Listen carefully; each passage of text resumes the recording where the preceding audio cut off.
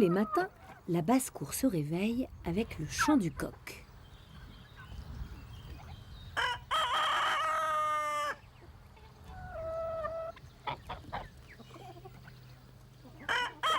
Le coq pousse son cri pour montrer qu'il est le plus fort sur son territoire et qu'il règne en maître sur ses poules avec lesquelles il s'accouple régulièrement.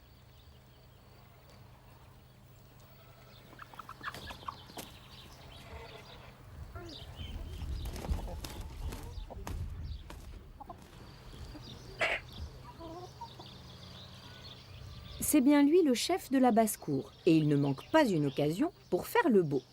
Le coq aime se percher en hauteur, sans doute afin de faire admirer sa magnifique crête rouge.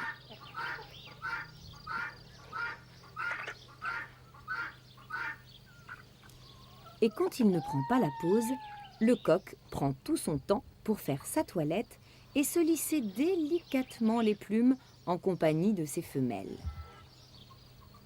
Les coqs sont très agressifs et supportent mal les autres coqs.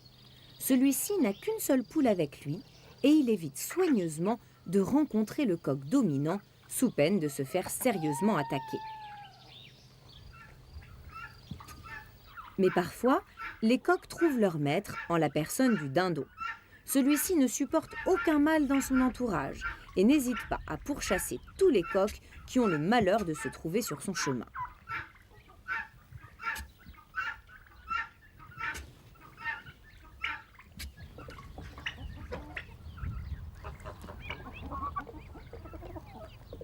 Les poules et les coqs mangent surtout des graines que les fermiers leur donnent tous les matins.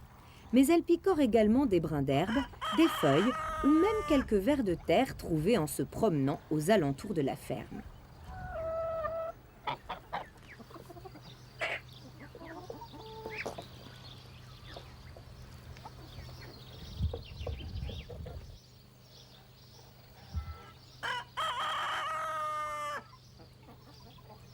Au cours de leur déplacement, les poules picorent également des petits cailloux. Ceux-ci aident leur estomac à broyer les graines qu'elles avalent. Cette poule le fait en étant presque endormie, car, comme tous les animaux, les poules se reposent de temps en temps, surtout lorsqu'il fait chaud.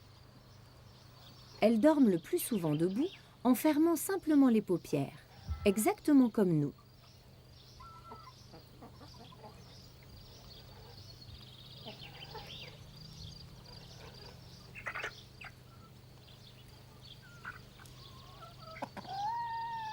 Mais quand elles ont véritablement sommeil, les poules se mettent la tête dans les plumes. Peut-être est-ce leur manière d'éviter la lumière.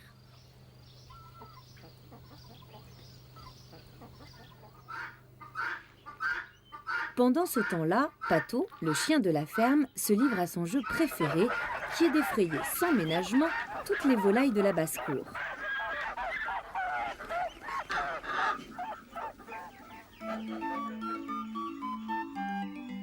Mais au fait, où est Pauline? Elle s'est levée un peu tard ce matin et elle est chargée d'aller chercher les œufs pondus par les poules pendant la nuit. Louise en fera certainement une bonne omelette pour le repas de midi.